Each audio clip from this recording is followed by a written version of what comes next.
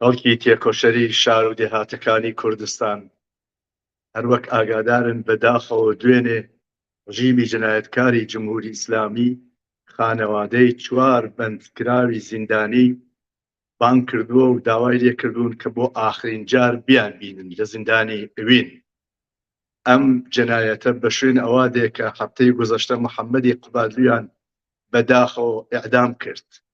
بۆیە هەر ئێستا بم بۆنەوە خەڵکی زۆر نەگەران و کەوتونە سەر دڵ ڕاوکێ و خانەوادەکانیان بە پەرۆشەوە ئەم سەعاتهای ئایندە تاقیب دەکەن. ئێمە داوا ئەکەین لە خەڵکی تێکۆشەری شارەکان، لاوان، ژنان، کرێکاران، هەموو ئەقشاری مختلفی جامعەی کوردستان بەدەم ئەم خانەوادەوە بچن، ئیعترازکەن، تەظاهراتکەن، بچنە بەر زیندانی ئەوین و ئەگەر هەزاران کەس بچنە ئەوێ تەنیا ڕێگەیەکە بۆ نەجاتی ئەم 4 بەندکراوە سیاسیە. بۆیە من داواکەم لە هەر کەسێک وا پێی ئەکرێ پێی ئەتوانێ بە هەر شوێ ممکنە بەم حکومە جنایەتکارانە ئیعدامی ئەم 4 کەسە ئیعترازکەن. شاید بەحسی و دەنگۆی ئەوە هەیە کە ئەحتسابی عمومی ڕێبخرێ لەسەر ئەمە.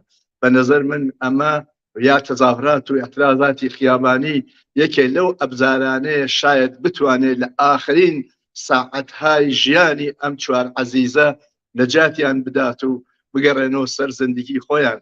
جمهوری ئیسلامی حەقی نییە هیچ کەس ئیعدام کە.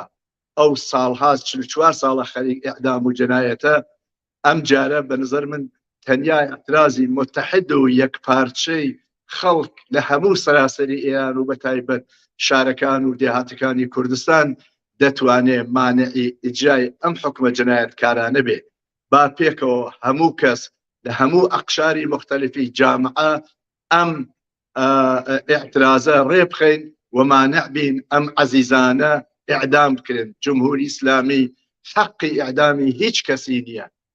مەرگ بەر جمهوری ئیسلامی نا بۆ ئیعدام، ئازادی بۆ هەموو زیندانیانی سیاسی.